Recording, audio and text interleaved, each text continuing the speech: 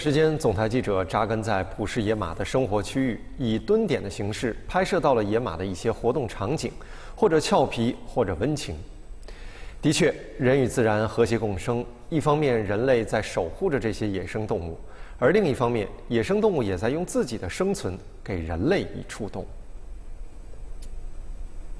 在甘肃敦煌西湖国家级自然保护区的后坑湿地，记者看到了一匹成年公马。 走路踉踉跄跄，仔细观察，这匹马的左前腿受过伤。据我们推断嘛，是马群之间互相打斗造成的受伤。等到我们发现它的时候，受伤的部位嘛已经外露，不具有手术的价值。过了一段时间，监测人员发现这匹马并没有因为身体残疾而自暴自弃，虽然走路不方便，但一直坚持觅食。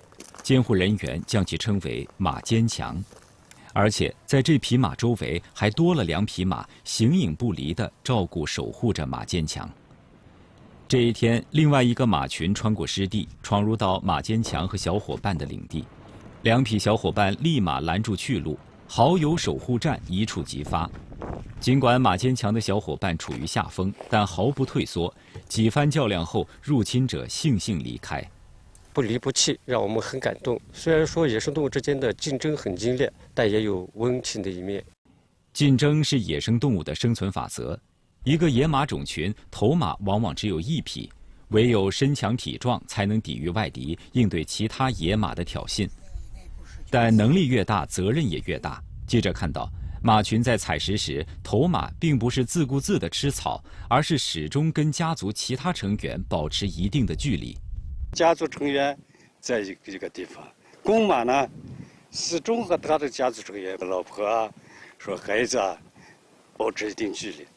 他要保证一抬头，他的家族成员都在他的视野之内，他就为了监视他、保护他们。谁要是离这个群很远了，他就跑过去要赶回来。